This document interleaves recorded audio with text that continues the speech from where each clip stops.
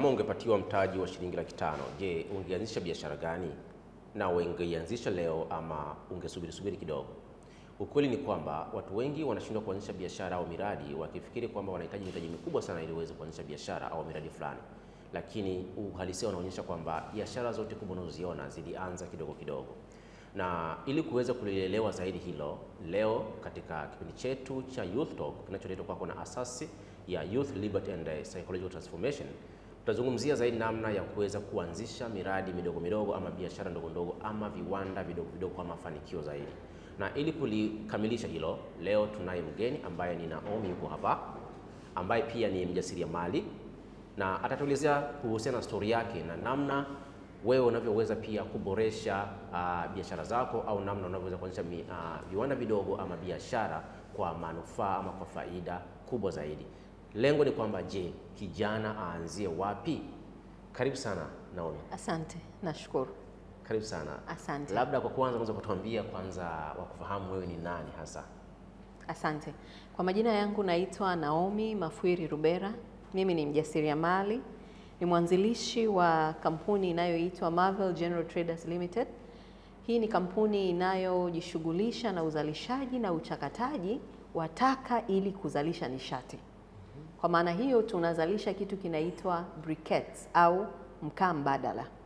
Kwa nini mkaa mbadala? Ni kwa sababu tunaendana na ajenda ya serikali ya kuhakikisha ifikapo mwaka 2034 kila Mtanzania anakuwa amehama kutoka kwenye matumizi ya nishati isiyokuwa safi na kwenda kwenye nishati safi.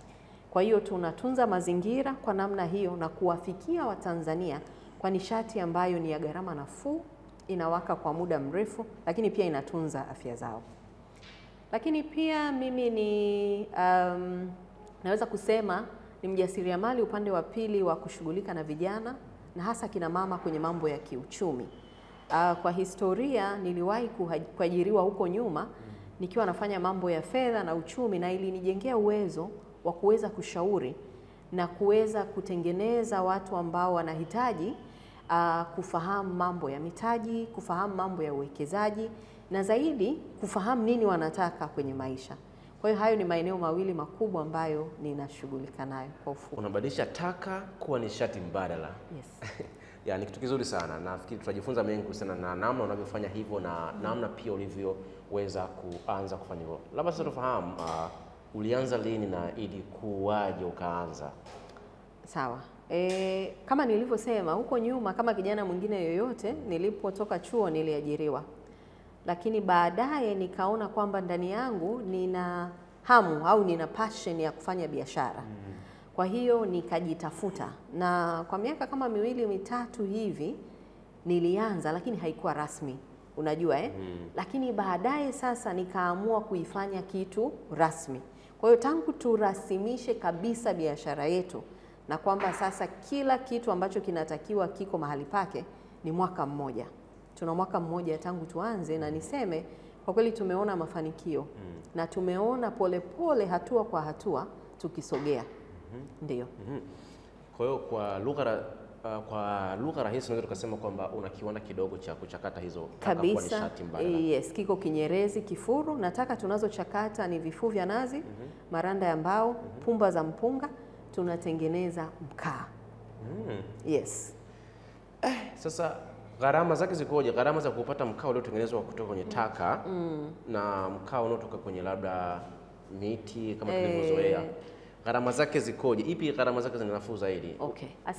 Asante ndugu mwandishi. Ukweli ni kwamba mkaa huu tunaoutengeneza una gharama nafuu zaidi. Kwanza iangalie kwa namna hii. Unajua kitakwimu unahitaji walau tani 10 za miti ili uweze kutengeneza tani moja ya mkaa. Unaweza kuona kama nchi au kama dunia tunaharibu mazingira kwa kiwango gani.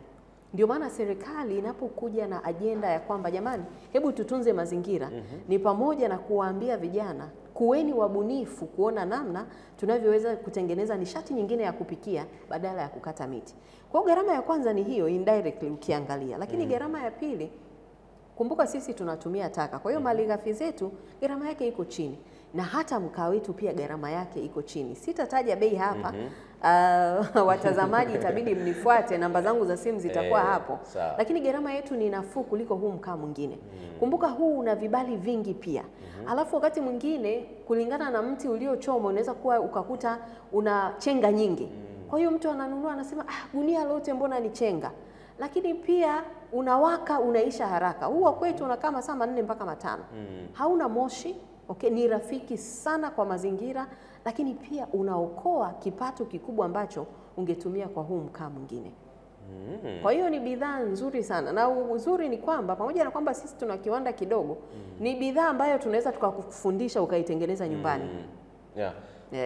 Na huo ndio ubunifu ninaouongelea. Umeona Sasa nachokiona ni kwamba hii sio tu kwamba ni biashara, lakini nafikiri unalinda pia mazingira kabisa, moja kwa moja, 100%. Sasa swali langu ni kwamba nimewahi kusikia kwamba kama tunatumia taka kutengeneza mkaa, je, tunataka nyingi kiasi gani kiasi cha kwamba tunaweza tukazalisha mkaa wa kutosha? Kama ulivyosema, kwanza nimestaajabu kwamba tunahitaji tani 10 za miti sijui mbao ili tuweze kutengeneza tani 1 ya mkaa. Kwa unaweza nikaimagine kwamba ni misitu kiasi gani inapaswa kuchomwa kabisa. Sasa hebu tuzungumzie kwenye takataka. Tunataka nyingi kiasi gani kwamba zinaweza zikatosha kutengeneza mkaa mwingi wa kututosheleza mahitaji yetu? Sawa kabisa. Tunataka za kutosha kwa sababu kwa mfano tunapoongelea vifuu vya nazi, jiji tu la Dar es Salaam peke yake au ukanda wa Pwani, wananchi hawa wanapenda sana kutumia nazi kama kiungio kwenye mboga au kwenye chakula. Kwa hiyo wanapokuna zile nazi, yale mabaki wanayotupa ile tayari ni malighafi. Watu wanakunywa madafu kila mahali Dar es Salaam, maana yake pia hiyo ni malighafi. Viwanda vya kuchakata furniture ni vingi, mbao, kwa hiyo hiyo pia ni malighafi. Tanzania tunakula mchele sana. Kwa hiyo tunakoboa mpunga sana. Okay? Na malighafi nyingine ambazo pia zinatumika kutengeneza mkaa. Kwa mfano mabaki yale ya mashambani. Yaani ziko namna nyingi za kutengeneza nishati bila kukata mti. Umeona? Kwa sababu madhara ya kutokuwa na miti ni makubwa sana, hasa kwa vizazi vinavyoendelea. Nitakupa takwimu kidogo. Kuna wataalamu fulani walifanya tafiti na wakaona kwamba kwa Tanzania karibu hekta 400,000 zinapotea kila mwaka kwa sababu ya kukata miti kwa ajili ya kupikia na kuni. Lakini pia kuna vifo karibu 33 vya wamama ambavyo vinatokana na matumizi hasa ya kuni wanapovuta ule moshi. Kwa hiyo tunasema wanapata kitu kinaitwa indoor pollution. Kwa hiyo wanapata respiratory diseases au issues za namna hiyo. Kwa hiyo hatuna namna. Sasa katika kutatua changamoto ya jamii unajikuta kwamba fedha inaingia. Huko mbeleni baadaye tutajadili ndugu mwandishi kwamba tunaposema biashara maana yake ni nini? Na kama kijana uiangalieje? Ni pesa tu peke yake ndio inatengeneza biashara? Sio kweli. Asante. Sasa tuanzie hapo kwanza kwenye biashara ni nini? Sawa. Lakini nitatamani zaidi tuangalie kwenye ujasiriamali sasa. Sababu ninachokiona wewe ni kwamba upo kwenye ujasiriamali zaidi, maana unaongeza thamani sio tu kwako lakini kwenye jamii tena. Uangalie tu faida. Kabisa. Sasa tuangalie sasa biashara, ujasiriamali kama mtaalamu tuelezee hapo. Lakini nataka kujua, je, kijana aanzie wapi? Kwa sababu shida ni ilipo, naanzia wapi? Anaanzia wapi? Asante, na ninafurahi kwamba leo ninazungumza na vijana kwa sababu jamani, na mimi ni kijana na takwimu zinaonyesha kwamba duniani karibu 40 au 50 au zaidi ni vijana, na Tanzania pia tuko kwenye mrengo huo kwamba kuanzia miaka 15 mpaka miaka karibu 45 hapo watu ni vijana na wana nguvu. Sasa ufanye nini? Kwanza tuanze kwa kuitafakari biashara. Biashara ni nini? Biashara ni shughuli yoyote ambayo inaweza kukuingizia kipato, ambayo inahusisha kubadilishana bidhaa au huduma kwa lengo la kupata faida. Naomba uwekee hizo kifungua na kufunga mabano hilo neno faida. Biashara lazima iwe na faida. Sasa biashara yoyote nzuri, namba moja, lazima itatue changamoto iliyoko kwenye jamii. Kwa hiyo nikuulize kijana unayenisikiliza, unaona changamoto gani kwenye jamii yako? Namba moja. Lakini namba 2, utakapoona changamoto, sasa hiyo changamoto itapelekea wewe uwe na mambo matatu. Kijana yoyote ili aweze kuanzisha biashara awe na mambo matatu. Namba 1, passion. Passion ni hamasa, upendo wa kufanya hicho kitu. baada ya kuwa sasa umeona changamoto na umepata wazo. Kwa sababu kwa mfano tuseme mimi ninachakata taka kutengeneza nishati. Lakini yako maeneo mengi ambayo ningeweza kuingia. Kwa mfano ningeweza kuingia kwenye kilimo au kwenye ufugaji, si ndio? Au kwenye kuwa winga Kariakoo. Ni vitu ninavyovipenda? Sio, umeona? Kwa hiyo mimi ni mtu ninayependa sekta ya manufacturing, yani uzalishaji. Unaingiza malighafi huku, inatoka huku kikiwa kitu kingine. Kwa hiyo kitu cha kwanza kijana, hebu jitafute ndani ya moyo wako unapenda nini. Ukishajua unapenda nini, kitu cha pili kikubwa, tafuta maarifa ya kile unachokipenda. Ukishapata hayo maarifa, sasa kitu cha tatu ndio tunakuja kwenye mtaji. Na mtaji sio pesa tu. In fact, mtaji umegawanyika katika makundi matatu. Kundi la kwanza la mtaji ni nguvu. Nguvu. Yaani ile kwamba Jerry wewe una nguvu hapa, tayari huu ni mtaji. Tayari ni mtaji. Kwa sababu ukitoka hapo nje nikakupa kazi ya kusukuma toroli, unifikishie mzigo wangu barabarani, ninakulipa pesa. Hujatumia akili sana, hujatumia labda tuseme maarifa makubwa, lakini nguvu zako. Ndio maana tunaona kwa mfano wabeba mizigo au kazi zile za kujirudia rudia. Huo ni mtaji. Na kwa kutumia huo mtaji wanakula. Ile tayari ni biashara, nguvu. Lakini mtaji wa pili wa muhimu sana ni maarifa. Maarifa. Sasa hapa ndio tunakuja kwenye ile formal sector kwamba watu wote walioajiriwa in fact wanafanya biashara. Kwa sababu wale wanaowafanyia si wanazalisha faida. Labda ukiacha NGOs na mashirika yasiyo ya kiserikali, lakini hata hayo yanazalisha faida usioiona. Tunapotengeneza kizazi kizuri ambacho kimenufaika na jambo fulani, hiyo ni faida. Hata kama haiji kwenye fomu ya pesa. Umenielewa eh? Kwa hiyo hatua ya pili sasa ya kijana ambayo inaweza kuwa ni mtaji kwake ni maarifa. Inawezekana huna nguvu nyingi, huwezi kusukuma mkokoteni, lakini wewe ni mwandishi, unaandika sana. Unaona? Lakini wewe ni mtaalamu wa mambo ya fedha, lakini wewe labda ni mtaalamu wa mambo ya saikolojia, wewe ni daktari, wewe ni engineer. Pale kinachotumika ni maarifa. Kwa maarifa yako yanaweza kukupa pesa. Unapotibu mtu, unapoenda kufundisha, unapofanya UMC, yale ni maarifa, hutumii nguvu sana pale. Hicho ni kitu cha pili. Kwa hakuna mtu pia asiye na maarifa hata kidogo. Na maarifa watu tunajifunza. Simu zetu hizi tulizo nazo zimejaa maarifa mengi. Unapenda nini? Lakini cha mwisho sasa ndio fedha. Mtaji sasa. Ndio na hivi vyote ni mtaji. Nguvu ni mtaji, maarifa ni mtaji na fedha ni mtaji. Nimeiweka mwisho ili kijana asiseme mimi sina mtaji. Hatuhitaji pesa kuanza na kitu tunachokitaka ili kuweza kukua na kuendelea mbele. Swali langu liko hapo kwanza kidogo. Kwa uzoefu nimekuwa nikiona mtu ambaye anaweka pesa mbele ndio yani yeye kufanya maamuzi fulani lazima pesa kwanza. Ni kwamba inaonekana kwamba wengi wao wanashindwa kufanya vizuri, ama hata akipewa kitu fulani akifanya kwa sababu aliweka pesa ndio criteria ya kwanza, anakuwa hafanyi vizuri zaidi. Kuna siri gani pale kwamba mtu anayeweka pesa kwanza ni kwamba anakuwa hafanyi vizuri zaidi, hata katika kazi labda mtu akiajiriwa sababu ya kukimbilia fedha kabisa, ndani ya mwezi unaweza shangaa hayupo kwenye ile kazi tena kabisa. Ukweli ni kwamba fedha ni matokeo ya fedha. Vijana mnanisikia?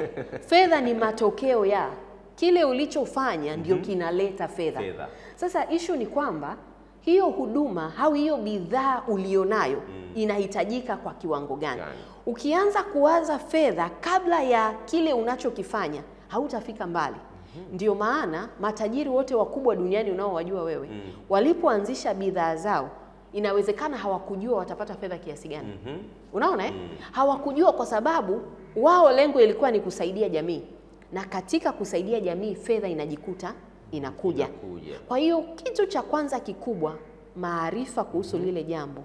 Wekeza nguvu kuhusu kile kitu. Alafu baadaye fedha itakuja. Nitakupa mfano.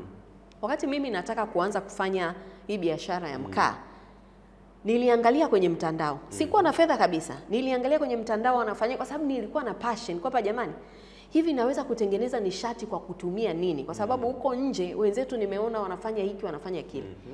Nikaingia kwenye mtandao nikajifunza, alafu nikajaribisha nyumbani. Ikatokea. Nikiwa sina fedha, nikatengeneza kwa mikono, ikatokea.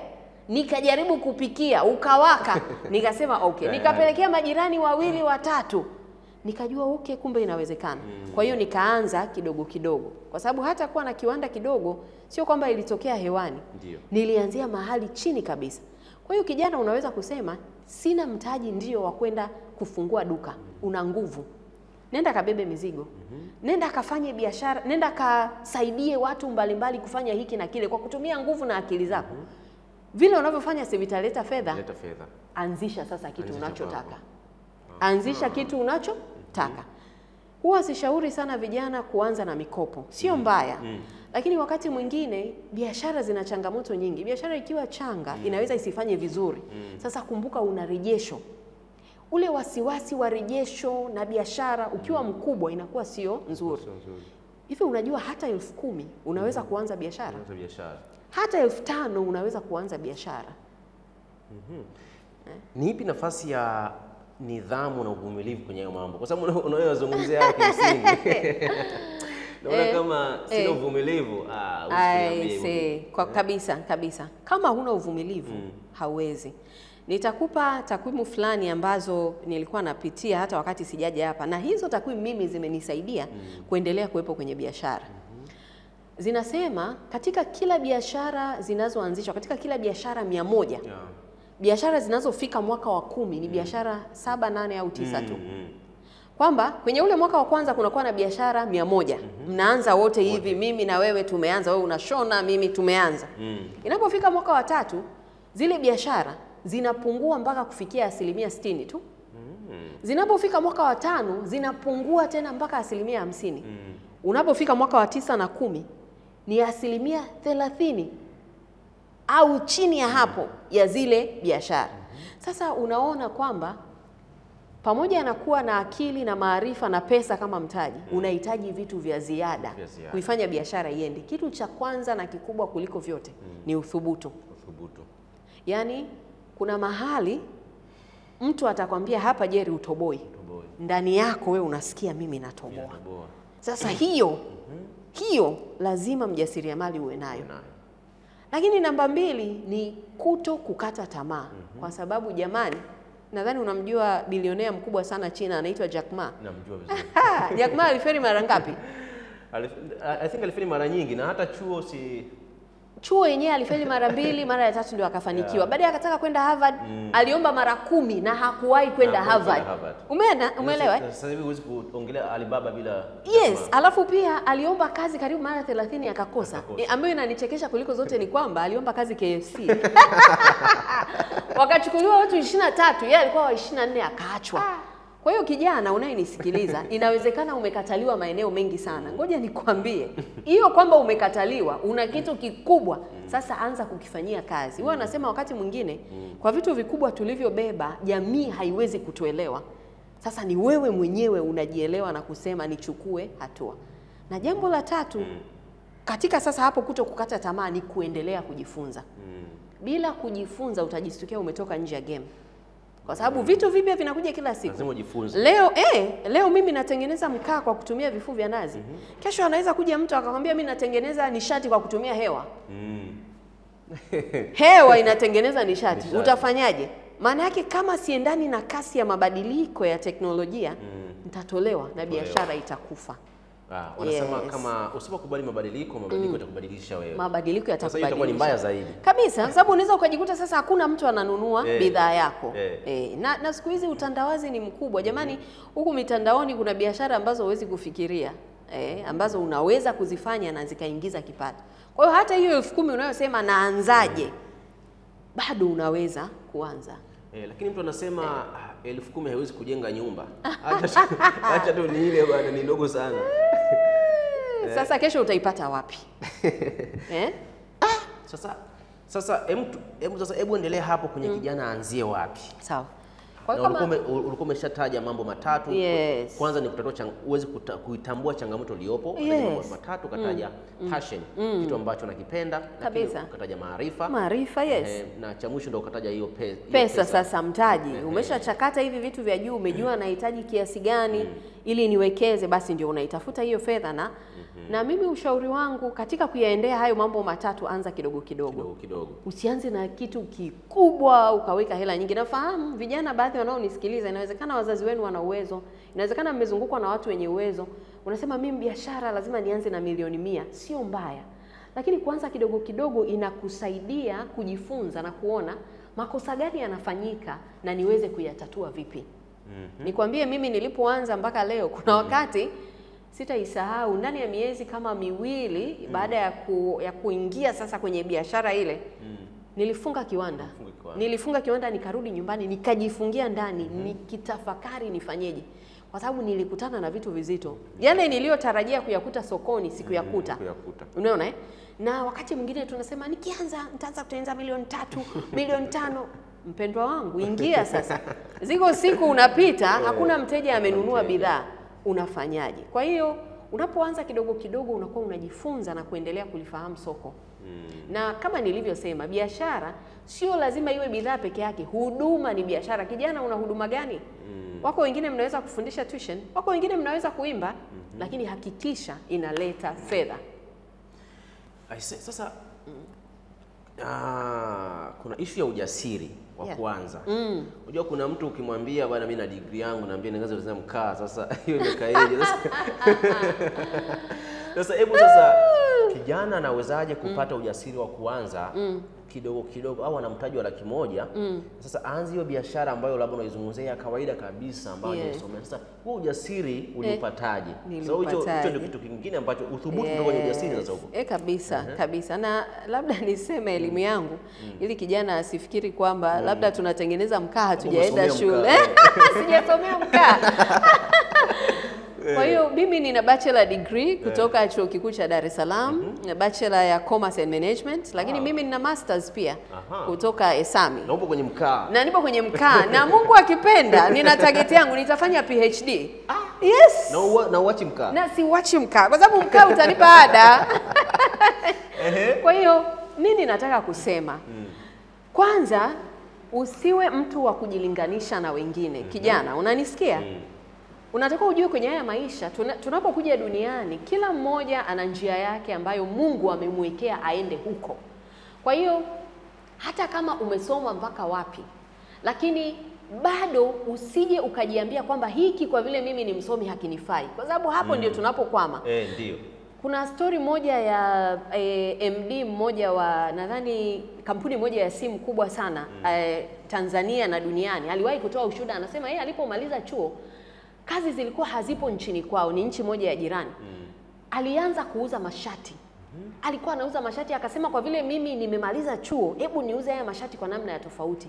Mteja wake mmoja aliyekuwa anamuuzia mashati kila mara akamwambia, "Mbona nakuona wewe ufanani na hawa wauza mashati wengine?"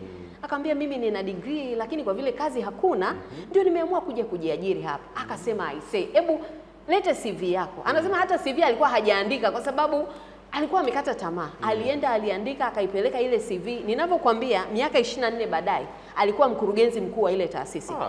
Yes, nini ninachotaka kusema, usione aibu hapo ulipoanza.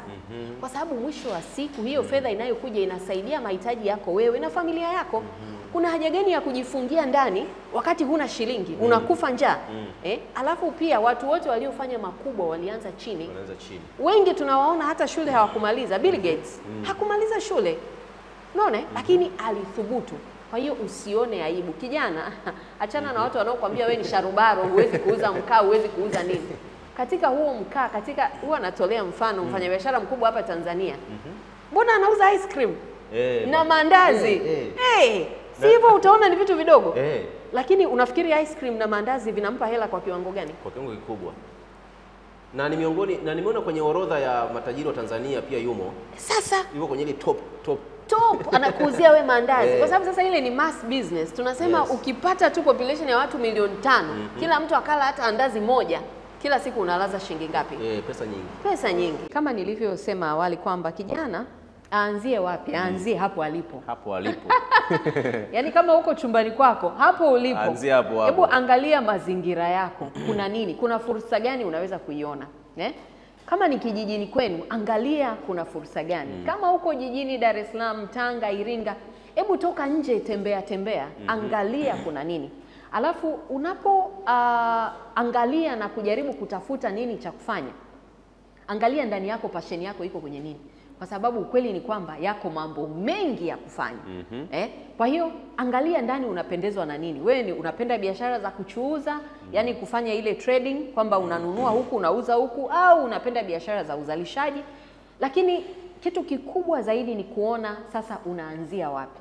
Hapo ulipo, kama nilivyosema, anzia hapo hapo. Ukishakuwa na wazo, ni rahisi hata kuchakata kusema sasa hili wazo nikipiga hesabu ya haraka haraka inahitajika 20,000 ya mtaji au 200,000 au 2,200,000. Naona tofauti sasa. Hata wazo huna, lakini unataka mtaji. Pesa haiwezi kutangulia wazo.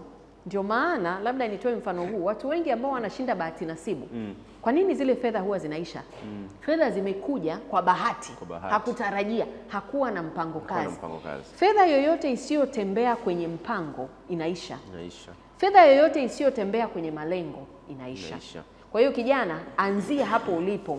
Unaona nini? Kuna fursa gani imekuzunguka? Sasa umetaja passion, kitu unachokipenda. Yes. Nitajuaje kama mimi nakipenda kitu fulani? Kwa sababu labda mtu sometimes anashindwa kuelewa neno kwamba nitajuaje sasa kama hiki mimi ndo nakipenda ili nianze nacho. Kwa sababu wengine unakuta wako kila sehemu yuko. Yes, na hiyo ni moja ya changamoto ambayo nitaiongelea huku baadaye, kwamba kwa nini biashara nyingi zinakufa. Huwezi kuwa kila mahali. Kila mtu kwa namna alivyoumbwa, kuna eneo ambalo ana nguvu zaidi na kuna eneo ambalo hayuko vizuri. Umeona Kwa hiyo wewe ukikaa, huwa nasema pata muda hata siku 7, siku 3. Jisikilizie ndani yako wakati unakuwa, wakati wa malezi yako na makuzi yako. Kuna vitu gani ulikuwa unaenjoy? Kuna vitu gani ulikuwa unafurahia? Kuna vitu gani ulikuwa unatamani yani kuona nikifanya hiki kinaenda tu chenyewe automatically? Nitakupa mfano. Mimi wakati nakuwa nilikuwa napenda kuigiza kama MC au kuongea au kufanya nini. Kwa hiyo baadaye nikaja kugundua eneo ninalo fit zaidi ni eneo la mauzo. Yaani mimi Jerry nikikuuzia kitu hapa huwezi kuchomoa. Kwamba namna ninavyopangilia maneno, namna ninavyoongea. Kwa hiyo nikagundua pamoja tu na kupenda pia ni nguvu Mungu amenipa. Yuko mtu mwingine yeye ni mahesabu na kuandika na kutengeneza ufundi. Hilo pia ni eneo la fursa. Yuko mtu mwingine yeye kazi yake ni kumkutanisha huyu na huyu, yeye ni dalali. Yaani natural yeye ni dalali. Kila anachokiona anakidalalia. Kwa hiyo jitafute, jitambue. Ili kujua passion yako lazima ujitafute. Yes. Umegusa kujitambua. Unajua ukimwambia mtu anajitambua anaona kama vile umemtukana hivi. Sasa kumbe kujitambua ni kitu kipana sana. Kitu kipana. Hebu gusia kidogo hapa kujitambua kwa kijana. Kwanza kujitambua ni kujifahamu. Kwa lugha nyepesi ni kujifahamu wewe ni nani. Wewe ni nani? Kwa sababu kila mtu, hata kama mkizaliwa mapacha, kila mtu anakuja duniani peke yake. Kwa hiyo uko wewe peke yako. Wewe ni nani? Umekuja duniani kufanya nini? Hiyo ndio kujitambua. Unapoanza kuchakata hiyo habari, utajua sasa. Kwa mfano watoto wanaojitambua mapema, tangu wanazaliwa anajua bwana mimi nataka kuwa daktari. Mpaka anamaliza chuo kikuu anakuambia mimi nataka kuwa daktari na anaenda kusomea udaktari. Lakini bahati mbaya sana wazazi, malezi yetu na ningetamani muite walimu wa malezi hapa. Watuambie kwa nini tunalea watoto kwa namna ambayo anafika chuo kikuu kwanza hajui anataka kuwa nani. Yaani anaishi duniani kwa bahati mbaya. Haiwezekani. Ile Mungu tu alipokuumba ulikuwa na kusudi. Sasa ili ujitambue ni process, mchakato kuanzia malezi yako, makuzi yako na namna unavyoona mambo, namna unavyotafakari, watu waliokuzunguka. Na hapa niseme na vijana, kijana, ili uweze kupiga hatua kwenye maisha, ni nani amekuzunguka? Nani anakulisha nini? Na ninaposema kuzunguka siongelei tu wale watu unaowaona kwa macho. Simu yako ina nini? Hiyo simu ambayo masaa 24 uko kwenye hiyo simu. Unaangalia nini? Ni muziki tu, unacheza game tu, unabeti tu. Hiyo itasema kama wewe utapiga hatua kwenye maisha au utabaki pale ulipo. Huo ni mtihani. Hebu sasa tugusie ile sehemu ya kwa sababu kuna mwingine anaogopa kuanza. Sawa. Labda kwa sababu ya kisoma ripoti hizo kwamba biashara nyingi zinazoanzishwa labda zile 100 unakuta baada ya miaka kadhaa labda huzikuti biashara 20 ama unakuta biashara 20 bado ndio ziko sokoni. 80 zote zimeshapukutika. Je, ni vitu gani ambavyo vinapelekea hali kama hiyo sasa biashara isiweze kuzalisha faida na kufa? Ni swali zuri na mimi nilipoanza biashara nilijifunza haya mambo. Alafu nilipojifunza, kila ninapopitia tatizo naangalia hili tatizo kwenye haya mambo 7-6 yaliyotajwa hapa kwamba biashara huwa zinakufa, mimi na fit wapi? Kitu cha kwanza na kikubwa ni tunasema product market fit. Yaani unatengeneza bidhaa kutatua tatizo lako wewe. Kutatua tatizo lako wewe. Unanisikia kijana? Hakuna mtu anataka utatue tatizo lako. Tatizo lako ni lako wewe peke yako. Tafuta kitu, huduma au bidhaa inayotatua matatizo ya watu wengi, watu waliokuzunguka, kwa sababu yule mtu ili aone thamani lazima umtatulie shida ndio akupe pesa. Hiyo tunasema value. Kwa hiyo watu wengi wanatengeneza bidhaa either kwa kujifurahisha wao au hajafanya uchunguzi zaidi. Kwa hiyo analeta bidhaa sokoni au huduma inakataliwa. Unaona Kwa hiyo kaa chini, tafakari, na nikwambie hapo kwenye kutengeneza bidhaa inayofaa sio kitu cha siku moja, utaendelea kuboresha. Wako watu utapeleka bidhaa siku ya kwanza atakwambia hii mbona mbaya, haifai na nini. Rudi itengeneze upya, boresha, rudi tena mpaka utafika mahali utakuwa na kundi lako la watu wanaoiamini bidhaa yako. Hata mimi mkaa wangu sio kila mtu anauchukua, sio kila mtu ananunua. Kama maji yalivyo, kuna maji ya aina nyingi. Lakini kila mtu anaenda kwenye maji yake. Kwa hiyo hata wewe itafika mahali ile bidhaa au huduma ulioitengeneza umeiboresha, kwa hiyo unapata watu wako. Kwa hicho ni kitu cha kwanza kinachofanya biashara zife. Tengeneza bidhaa ambayo inatatua changamoto za watu wengi, sio ya kwako peke yako. Uhitaji. Lakini changamoto ya pili tunaita cash flow issues. Fedha. Kwa sababu ukweli ni kwamba una nguvu, una maarifa, kinachofuata bado utahitaji pesa. Umeona? Hasa kama ni biashara. Kwamba nitahitaji kuwa na ofisi, nitahitaji kuwa na malighafi, nitahitaji kuwa na kitu. Kama ni biashara ambayo itahitaji sasa hasa bidhaa, huduma inaweza kuwa tofauti. Hata huduma pia utahitaji fedha, kwa mfano kuvaa vizuri. Kama ni MC utahitaji mziki, mic na vitu kama hivi. Lakini wale ambao sasa tunatengeneza bidhaa kwa mfano za kushikika, maana yake unahitaji fedha ili kuzalisha. Sasa pia watu wengi wanakoma hapa, ndio maana piga hesabu zako vizuri. Ili nianze nahitaji mtaji wa kiasi gani? Na huwa nawaambia vijana, usiamke leo ukasema mimi nataka kuwa na yadi kesho. Yadi ya magari. Jamani, sio rahisi. Anza kuwa dalali wa magari mtandaoni. Anza kuuza gari moja, pata kile cha juu, alafu kusanya ile hela. Unaona Lakini kwa hiyo hicho ni kitu kinachofanya pia biashara zife. Lakini ukishajua hiyo, unaanza kujipangilia polepole, unaanza na mtaji mdogo huku unakuwa. Na hapo kwenye cash flow issues ndio pia mambo ya kumanage fedha. Namna ya kuitunza fedha yako. Kuna mtu hajui tofauti ya faida na mtaji. Fedha ikiingia anakula yote, alafu kesho anasema kuna chuma ulete. Hajafundishwa namna ya kutofautisha mtaji na faida. Lakini kitu cha tatu kikubwa ambacho pia kinafanya biashara nyingi zife ni kukosa focus. Kile ambacho ulisema mwanzoni wakati ule. Haiwezekani wewe ni mfanyabiashara wa mkaa, wewe ni mfanyabiashara wa malori, wewe ni mfanyabiashara wa vitenge. Hiyo huwa inafikiwa wakati ule ambapo umeshajitanua sana na umeshakuwa na timu nzuri. Kwa mfano tunajua wafanyabiashara wakubwa waliopo Tanzania tunaowafahamu wana bidhaa nyingi. Lakini wameshatengeneza mfumo. Sasa naongea na kijana anayeanza. Tafuta kitu chako kimoja tu. Vikizidi sana viwili ambavyo vina relate, alafu visimamie. Kwa hiyo unaweza kuwa na huduma moja lakini pia ukawa na bidhaa moja. Kwa mfano mimi huduma ninayofanya nazungumza na vijana kuhusu kujitambua, kuhusu namna ya kutafuta kazi. Hiyo ni huduma ya moja. Kuhusu namna ya kutunza fedha zako. Hiyo ni huduma. Hiyo hainihitaji hata fedha nyingi. Lakini ya pili inayofanya sasa ni bidhaa ambayo ni mkaa. Kwa hiyo kijana, tafuta focus yako. Simu yako hiyo ni biashara kubwa. Unaweza ukapost vitu na watu wakanunua ukapata pesa yako ya juu. Usikae kihasara. Lakini kitu cha tatu, cha nne kinachofanya biashara zife ni kuajiri watu wasiofaa. Kuajiri watu wasiofaa. Yes. Na hata mimi nimepitia huko. Unastukia tu jamani, ndugu yangu fulani aje. Jamani, ana ujuzi, ana uzoefu. Umeona? Kwa hiyo unaweza kukuta huoni faida kwenye biashara kwa sababu nani umemweka pale? Nani ya kuangalizia? Wakati mwingine sisi wamiliki wa biashara huwezi kuwepo pale masaa yote. Hasa biashara inapoanza kukua.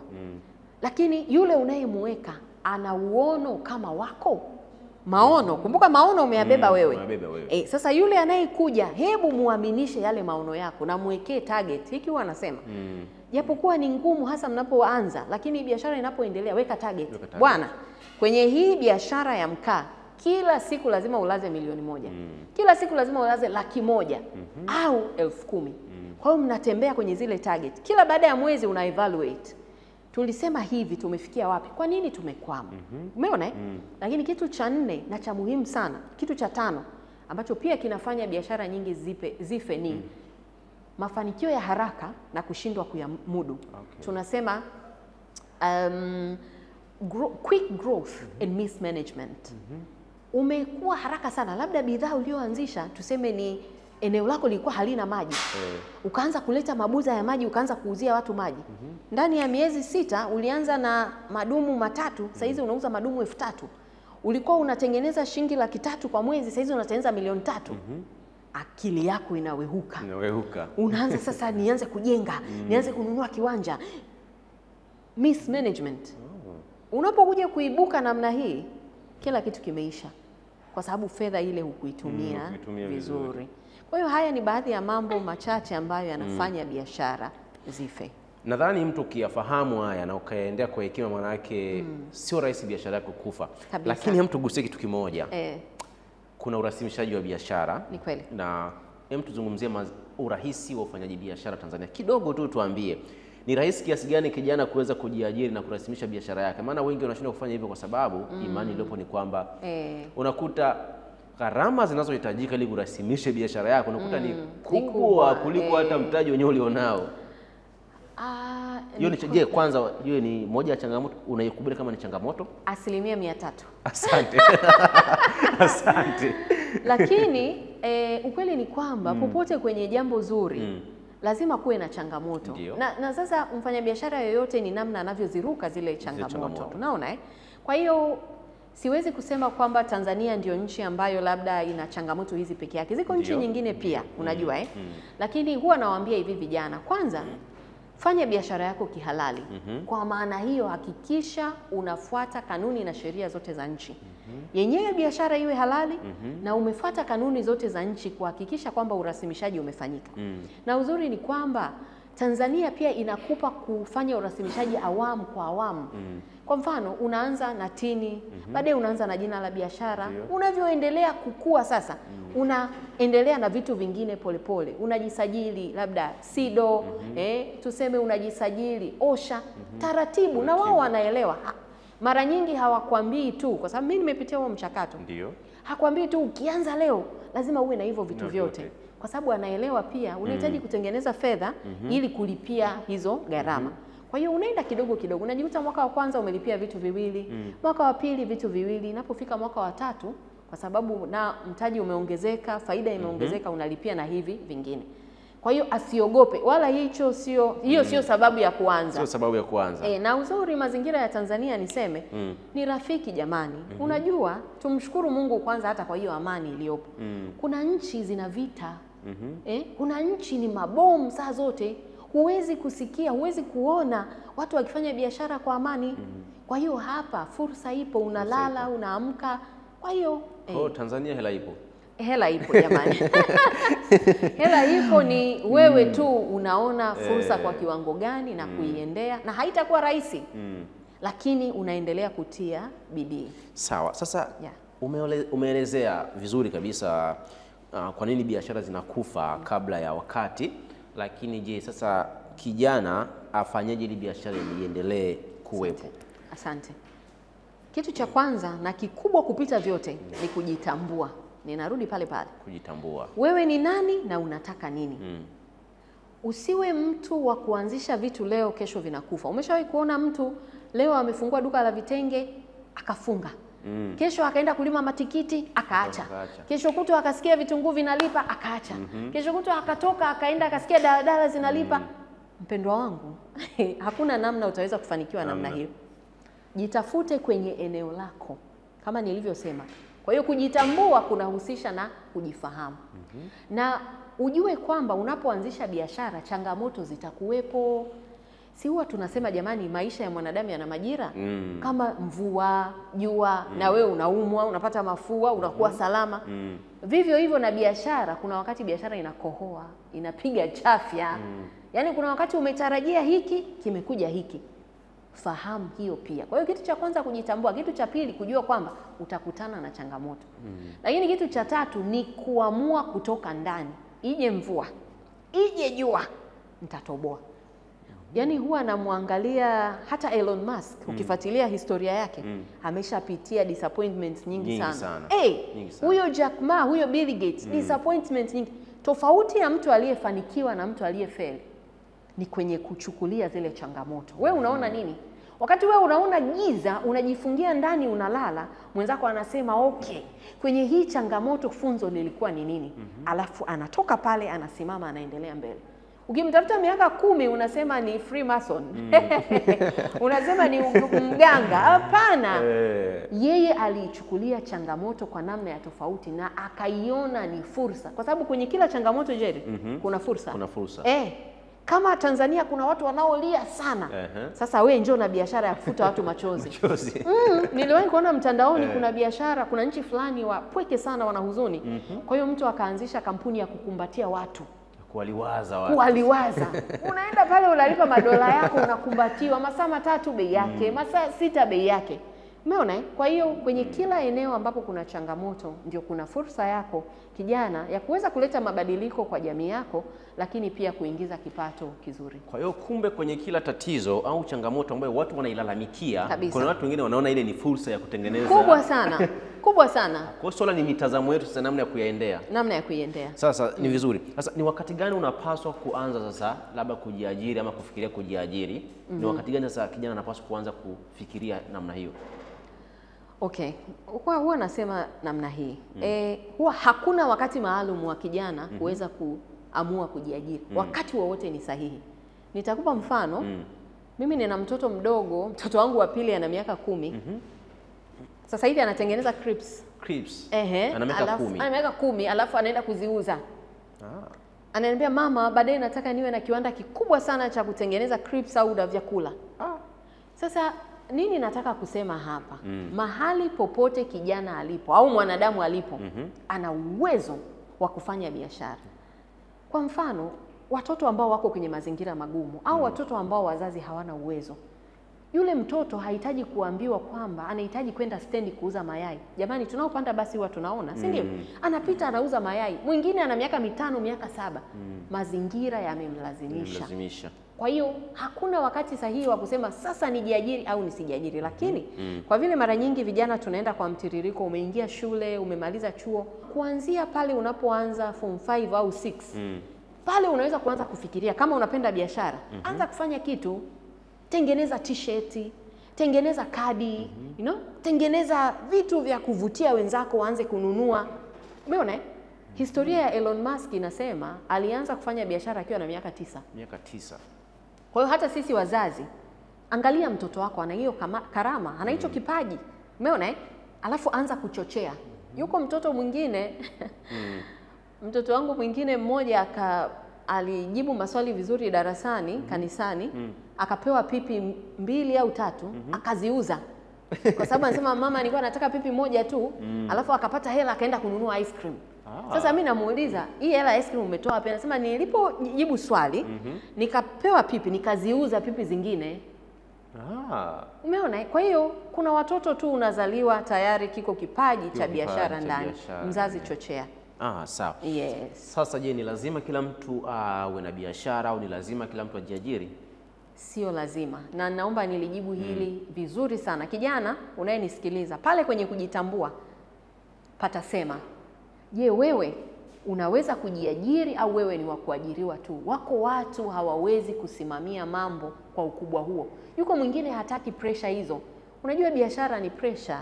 Kuna wakati utaamka saa 8 usiku kwa sababu eneo lako la biashara limevamiwa. Kuna wakati utahitaji hiki na kile, ni kujitoa sana. Sio kila mtu anapenda. Yuko mtu anapenda aajiriwe, hata kama analipwa mshahara mdogo lakini kuna amani. Hataki hiyo pressure ya hiyo biashara. Bosi si anaibeba. Wewe mimi nipe mshahara wangu niende nyumbani. Kama wewe ni wa hivyo, sio mbaya. Umeumbwa hivyo, ni kitu kizuri. Kwa hiyo katika hiyo kazi yako ifanye vizuri ili kipato kiweze kuongezeka, kwa sababu wako matajiri walioajiriwa. Yako makampuni Tanzania hii na dunia yanalipa pesa nyingi kwa huduma na maarifa ulionayo. Kwa kama unaona wewe sio mtu wa kuajiriwa, basi jinoe kwenye huu upande wa pili wa kutumia nguvu zako na maarifa ili uweze kupata kipato cha kutosha. Lakini kwa muktadha huo, maana yake ni kwamba hakuna mtu anayeweza kusema mimi sina cha kufanya na siwezi kuingiza kipato. Hakuna. Wanafunzi wanapomaliza vyuo vikuu wengi huwa wanasubiri kuajiriwa na wengi utakuta labda wanatafuta watu wengi kuwaomba kazi, lakini wakati huo wako tu nyumbani, hawana cha kufanya. Hata kumuuliza unafanya nini sasa hivi, niko tu nyumbani kwa sababu sina cha kufanya.